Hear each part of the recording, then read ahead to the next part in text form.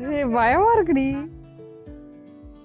Hello மக்களே, நம்மளோட பிஸியான சிட்டி லைஃப் அண்டு ரஷ்அப்பான மார்னிங்க்கு நடுவில் இந்த மாதிரி நேட்டிவில் எங்களோட வில்லேஜில் எங்கள் வீட்டில் எங்களோட மார்னிங் ரொட்டீன்ஸ் எப்படி போகுது அப்படின்னு சொல்லி உங்ககிட்ட ஷேர் பண்ணிக்கலான்னு இருக்கோம். Welcome to the video.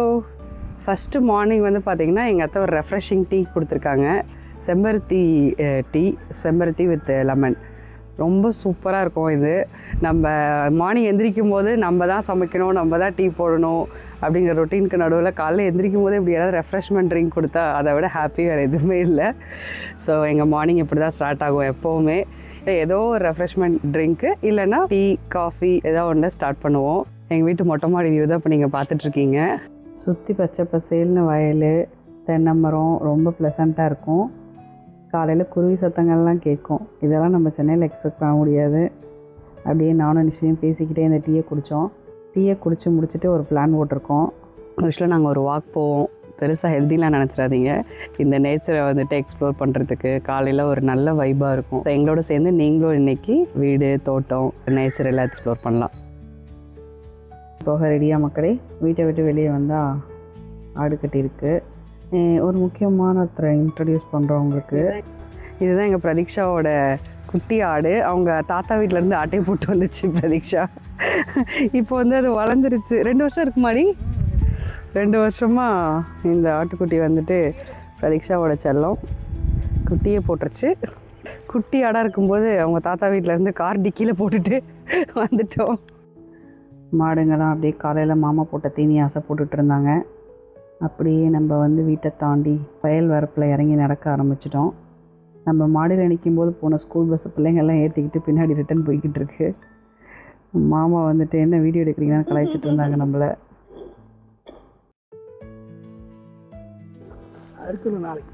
எள்ளுக்காயவா?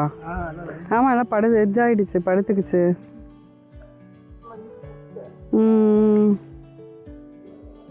இந்த இதுக்குள்ளே இருக்கிறதா வருமா எள்ளு?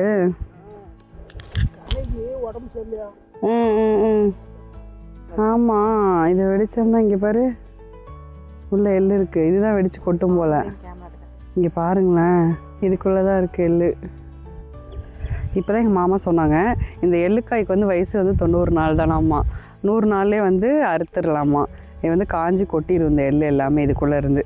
அந்த எள்ளுக்காய் வந்து அறுத்ததுக்கப்புறம் இப்படி தான் ரோட்டில் வந்து காய வைப்பாங்க. இது நல்லா காஞ்சாதான் வந்து கொட்டும்னு சொன்னேன் இல்லையா. ஸோ இது வந்து நல்லா காயணுமா. இந்த மாதிரி மொடன்னு காஞ்சிச்சுன்னா அப்படியே இது மேலே வண்டி ஏறுதில்ல, இது வந்து ரோட்டில் தான் போட்டிருக்கோம். இப்போ இந்த ரோட்டில் வந்து போகிற வர வண்டிலாம் ஏறிச்சு அப்படின்னா எள்ளுக்காய் வந்து அப்படியே கொட்டிடும். அதுக்கப்புறம் நம்ம வந்து கூட்டி அள்ளிக்குவாங்க. இதுதான் வந்து நம்மளோட வாக்கிங் ரோடு. இந்த ஸ்ட்ரைட் ரோடு தான். இந்த வீட்டில் நான் கல்யாணம் பண்ணிட்டு வந்த வருஷமாக எத்தனை நாள் நான் இங்கே இருந்தாலும் அட்லீஸ்ட் ஒரு டைமாவது இந்த ரோட்டில் வந்து வாக்கிங் வந்துடுவேன். ரொம்ப பிடிக்கும் எனக்கு. ஃப்ரெஷ்ஷான ஏரு, 2 பக்கமும் க்ரீனிஷான செடிங்க, இந்த அட்மாஸ்பியர் வந்து எனக்கு ரொம்ப பிடிக்கும் எப்போவுமே. ஸோ இந்த வாக்கை நான் மிஸ் பண்ணவே மாட்டேன். அந்த ரோடு தான் நீங்கள் பார்த்துட்டு இந்த இடத்துல உட்காந்து கொஞ்சம் நேரம் பேசி டைம் ஸ்பெண்ட் பண்ணிவிட்டு அப்புறம் தான் எப்போவுமே வீட்டுக்கு போவோம்.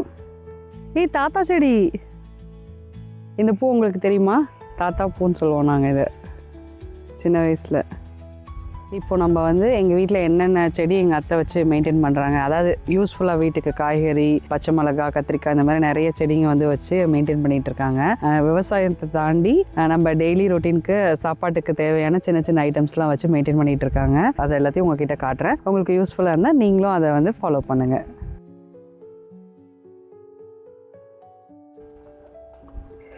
நம்ம வந்து வாக்கிங் போயிட்டு இருந்த கேப்பில் அத்தை வந்து அடுத்த ட்ரிங்க் ரெடி பண்ணிட்டாங்க. கொஞ்சம் பழைய சோறும் மோரும் போட்டு அடித்து பாருங்க, ஒரு சூப்பரான ட்ரிங்க் ரெடி பண்ணியிருக்காங்க.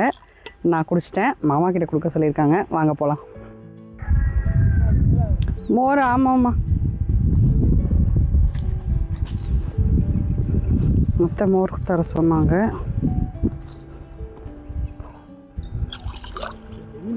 தண்ணி வேணுமா? இருக்கு. வண்டி வெளியே இருக்காமம்மா, ஸ்கூட்டி.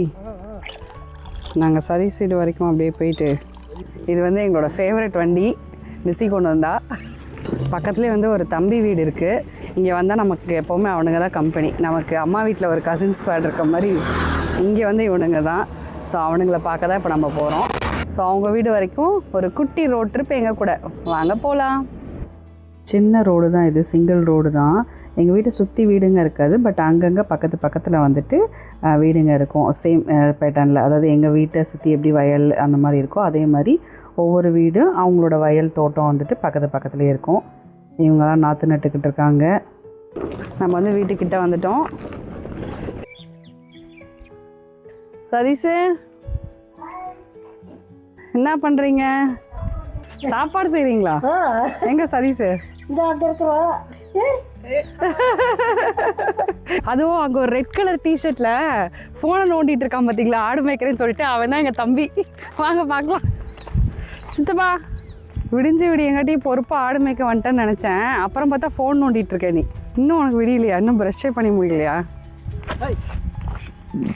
இதுதான் நம்ம ஜாபா? எள்ளுக்காய் மேயாம் பார்த்துக்கிறது. சதீஷ் ஆடு மேய்க்கிற அழகை பார்க்க வந்ததுக்கு மட்டன் குழம்பு ஃப்ரீயாக கிடச்சிது. சித்தி குழம்பு வச்சுட்டு இருந்தாங்க. இருங்க சாப்பிட்டு போகலான்னாங்க.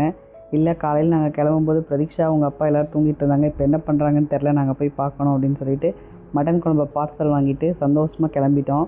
போகிற வழியெல்லாம் நேச்சரை எந்த அளவுக்கு என்ஜாய் பண்ணிக்கிட்டே போனோமோ அதே அளவுக்கு போன உடனே மட்டன் குழம்பை டேஸ்ட் பண்ண போகிறோங்கிற சந்தோஷமும் இருந்துச்சு. நம்மளை மாதிரி சென்னையிலேருந்து ஊருக்கு வர எல்லாருக்கும் அது நடந்திருக்கும்னு நினைக்கிறேன்.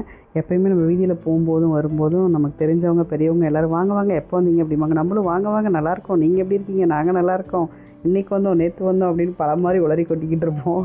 அதுதான் இப்போ நடந்துகிட்டு இருந்துச்சு. ரைட்டு தான் இருக்கும். நல்லா இருக்கீங்களா? நான் கவனிக்கல.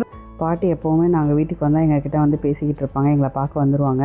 ஸோ பாட்டிக்கிட்ட நிப்பாட்டி ஒரு 5 நிமிஷம் பேசிவிட்டு அவங்க பேரங்களாம் எப்படி இருக்காங்க என்ன ஏதுன்னு விசாரிச்சுட்டு வீட்டுக்குள்ளே என்ட்ரி ஆகிட்டோம். காலையில் எந்திரிச்ச முகத்தோடு அப்படியே வெளியே போனது. இப்போ தான் வீட்டுக்குள்ளே வரோம். வீடு என்ன நிலவரத்தில் இருக்குது, யார் என்ன பண்ணிக்கிட்டு இருக்காங்கன்னு தெரியல. போய் பார்த்தா தான் தெரியும். காலையிலேயே பார்த்தா பிரதீக்ஷாவும் அவங்க அப்பாவும் ஒரு ஆட்டுக்குட்டியை பிடிச்சிக்கிட்டு அந்த ஆட்டுக்குட்டியை படுக்க போட்டு ஆப்ரேஷன் பண்ணிக்கிட்டு இருந்தாங்க. ஆட்டுக்குட்டி பாவப்பட்ட நிலைமையில் இருந்துச்சு. சுற்றி போய் பார்த்தா பிரதீக்ஷா நிஜமாலுமே ஆப்ரேஷன் தான் பண்ணிக்கிட்டு இருக்கு. ஆட்டுக்குட்டிக்கு நம்மள மாதிரி கண் இருக்குமா, காது இருக்குமா, வால் இருக்குமா அப்படின்ட்டு இருந்துச்சு. இதில் வேறு அவங்க அப்பா வேறு ஒன்று எடுத்து காட்டிக்கிட்டு இருந்தார். இங்கே பாரு கொம்பு முளைக்க போதும் ஆட்டுக்குட்டிக்கு, கொம்பு முளைச்சிருச்சுன்னா பெரிய ஆடாயிடும் அப்படின்ட்டு இருந்தார். நம்மளை மாதிரியே பல்லு வேறு இருக்குதுன்னு தூக்கி காட்டிக்கிட்டு இருந்தாங்க.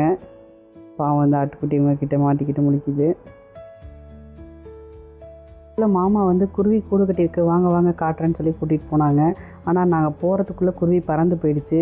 சத்தம் போட்டுட்டு போனதுனால குருவி பறக்க ஆரம்பிச்சிருச்சுன்னு சொன்னாங்க. ஸோ நமக்கு கூடு மட்டும்தான் கிடச்சிச்சு.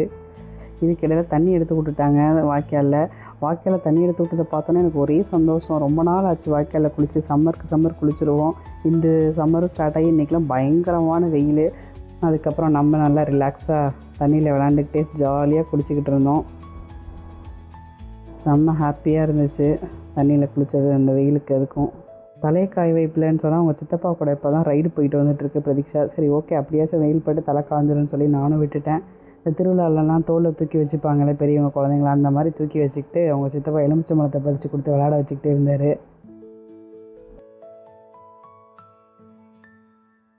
பாட்டு போட்டால் டான்ஸ் கச்சேரியே நடத்துவாங்க போல், அந்தளவுக்கு விளையாண்டுட்டு இருந்தாங்க. இந்த ஆடுங்கள்லாம் நான் கேமரா தூக்கிட்டு வந்தோடனே அட்டென்ஷன் மாதிரி எல்லோரும் எழுந்திரிச்சு நின்று போஸ் கொடுக்க ஆரம்பிச்சிட்டாங்க. இங்கே பாரு, என்ன பாரு அப்படின்னு சொல்லிட்டு போஸ் கொடுக்க ஆரம்பிச்சிட்டாங்க. நான் உங்களெல்லாம் ஃபோட்டோ எடுக்க வரல, நான் என்னையவே எடுத்துக்க போகிறேன்னு சொல்லிட்டு அப்படியே நான் வந்துட்டேன்.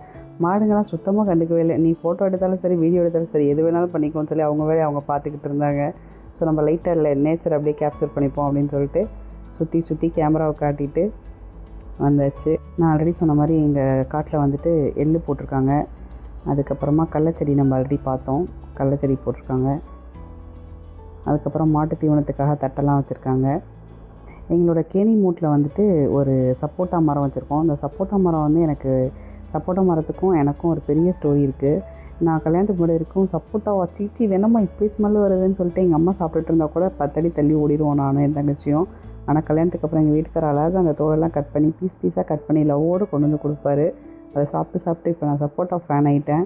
சப்போட்டா எங்கே கிடைச்சாலும் சாப்பிட ஆரம்பிச்சிட்டேன். பர்டிகுலராக இந்த மரத்துலேருந்து கிடச்சிச்சின்னா சான்ஸே இல்லை, எனக்கு செம்ம ஃபேவரட் ஆகிடுச்சு. இதுதான் எங்களோட கேணியில் தண்ணி ரொம்ப கீழே இருக்குது. இந்த வருஷம் சுத்தமாக மழையே இல்லை.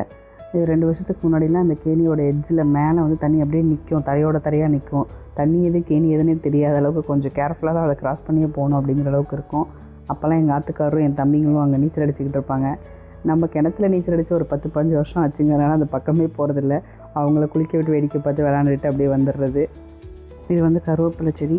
கருவேப்பிலை வந்து நல்லா மரமாக வளர்ந்து பெருசாக இருந்துச்சு. பட் அதெல்லாம் ரொம்ப நோவு வச்சிருச்சு அப்படின்னு சொல்லிட்டு இப்போ தான் ரீசெண்டாக எங்கள் அத்தை வந்து அது எல்லாத்தையும் வெட்டி விட்டு புதுசாக வச்சு வளர்த்துட்ருக்காங்க. எங்கள் வீட்டில் தென்னை மரங்கள் தான் அதிகமாக இருக்கும். அங்கங்கே சுற்றி தென்னை மரம் தான் வச்சுருப்பாங்க மாமா. நம்மளோட வீடியோ திறமையை யூஸ் பண்ணி இந்த புல்லுலேருந்து அப்படியே நேச்சரை தூக்கி வானத்தை காட்டலான்னு சொல்லி ட்ரை பண்ணேன். ஸோ என்னோடய திறமைக்கு இவ்வளோ தான் வந்துச்சு. அதுதான் உங்களுக்கு இப்போ நீங்கள் பார்த்துட்ருக்கீங்க. எங்கள் வீட்டு வாழை மரத்தில் வந்துட்டு வாழை கொலை விட்டுருச்சு.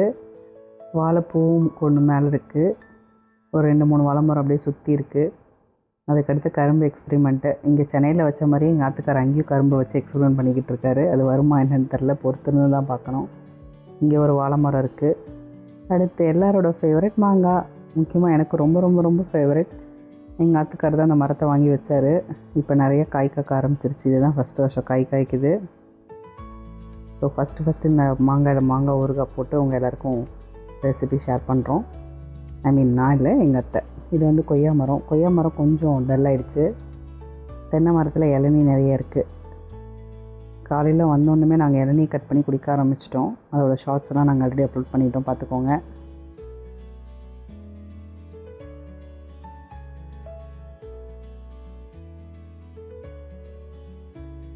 நான் ஆல்ரெடி சொன்ன மாதிரி சுற்றி தென்னை மரங்கள் தான் இருக்கும். அதோட வியூ தான் இது.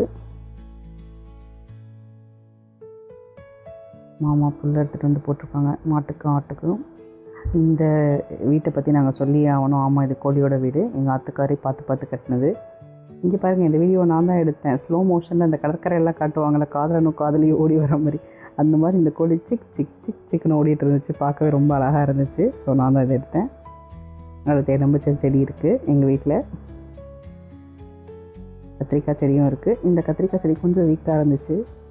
வேறு எங்கேயாவது வச்சுருக்காங்களான்னு பார்க்கணும். அடுத்து கனகாமரப்பூ. எங்கள் அத்தை பயங்கரமாக பூ கட்டிக்கிட்டே இருப்பாங்க. கனகாமரம்லாம் பறித்து கட்டுவாங்க. நாங்களும் டைம் இருக்கையில் பறித்து தருவோம். அடுத்தது வந்து மல்லிகைப்பூ செடி. இதுலேயும் நிறையா பூ பூக்கும் முன்னெல்லாம். அதெல்லாம் பறித்து கட்டிக்கிட்டு இருப்பாங்க. கட்டி எங்களுக்கு தருவாங்க. இங்கேயும் வந்து ஒரு செடி வச்சுருக்காங்க மாமரத்துக்கு. கத்தாரில் இருக்குது. அவரைக்காய் செடி,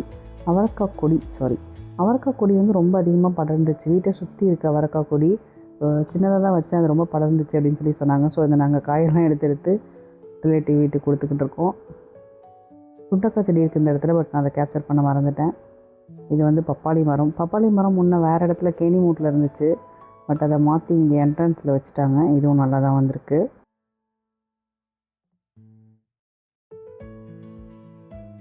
மருதாணி செடி. இந்த மருதாணி தான் நம்ம கையில் வச்சுருக்கோம். செம்பருத்தி எப்போவுமே எனக்கு ஃபேவரெட்டு. ஸோ இந்த செம்பருத்தி செடியும் இதுக்கடுத்து பார்க்க போகிற நம்ம ஒயிட் பூவுக்கும் வந்து என்கிட்ட ஒரு குட்டி ஸ்டோரி இருக்குது. லாக்டவுனில் வந்து ஒவ்வொருத்தரும் ஒவ்வொரு மாதிரி ஸ்ட்ரகிளை வந்து ஃபேஸ் பண்ணியிருப்பீங்க. ஒருத்தர் வந்து ஃபினான்ஷியலாக ஃபேஸ் பண்ணியிருப்பீங்க. ஒருத்தர் வந்து எமோஷ்னலாக லைக் வீட்டுக்குள்ளே இருக்கிறதுனால கொஞ்சம் அஃபெக்ட் ஆகிருப்பீங்க. அந்த மாதிரி நான் வந்து ரொம்ப அஃபெக்ட் ஆனேன். எனக்கு வந்து அப்போ தான் கல்யாணம் ஆன புதுசு. கல்யாணம் ஆகி 10 days தான் இருந்தது. சென்னையில் ஒரு வீடு பார்த்து குடி போய் 2 days தான் இருந்தது. இமீடியட்டாக எனக்கு வந்து லாக்டவுன் அனௌன்ஸ் பண்ணிட்டாங்க. அப்போ வந்து நான் டெய்லி ஆஃபீஸ் போயிட்டு இருந்த ரொட்டீனும் சேஞ்ச் ஆச்சு. புதுசாக கல்யாணம் ஆன சேஞ்சு. ஸோ பல சேஞ்சுக்கு நடுவில் நான் ரொம்ப டிப்ரெஸ்டாக இருந்தேன். ஸோ அந்த டைமில் வந்துட்டு என் ஹஸ்பண்ட் அந்த ஃபேமிலி எல்லோரும் எந்தளவுக்கு ஹெல்ப் பண்ணாங்களோ அதே அளவுக்கு இந்த வீடு இந்த அட்மாஸ்பியர் எனக்கு ரொம்ப ஹெல்ப் பண்ணிச்சு. கொஞ்சம் நான் ரெக்கவர் ஆகிறதுக்கு, ஒர்க் ஃப்ரம் ஹோமில் வந்து அடாப்ட் பண்ணிக்கிறதுக்கு எனக்கு ரொம்ப ஹெல்ப்ஃபுல்லாக இருந்துச்சு. ஈவினிங் டைமில் இந்த செம்பருத்தி பூவையும் இந்த ஒயிட் கலர் பூவையும் பறிச்சுட்டு போய் வச்சு சாமி கும்பிடுவேன். ஸோ அப்படியே தான் கொஞ்சம் கொஞ்சமாக நான் வந்துட்டு ஓகே நமக்கு இதுதான் ஒர்க் ஃப்ரம் ஹோம் தான் சொல்லி நார்மலைஸ் ஆக ஆரம்பித்தேன். உங்களோட கொரோனா பீரியட் எப்படி போச்சு, அதை நீங்கள் எப்படி ரெக்கவர் ஆகி வந்தீங்கன்னு சொல்லி எனக்கு கமெண்ட்டில் சொல்லுங்கள்.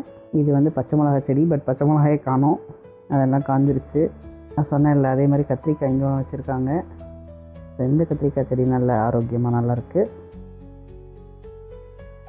அதுக்கடுத்து இது என்ன பூன்னு எனக்கு தெரியல. நான் வீடியோ எடுத்துகிட்டு போய் தான் அத்தைகிட்ட கேட்டேன். இது நம்ம வீட்டில் வைக்கல, பக்கத்து வீட்டுக்காரங்களுக்கும் நம்ம வீட்டுக்கும் சென்டரில் வச்சுருக்காங்க. அந்த இடத்துல ஒரு கோவில் இருக்கும், அதனால தான் அந்த பூ வச்சுருக்காங்க. அந்த பூ யூஸ்ஃபுல்லாக வீட்டில் வைக்க மாட்டோம் அப்படின்னு சொல்லி அத்தை சொன்னாங்க. நம்ம கஷ்டப்பட்டு மருதாணியை பறித்து அரைச்சி கையில் வச்சுருக்கோம். அதுவும் பகல் டைமில் வச்சுருக்கோம்.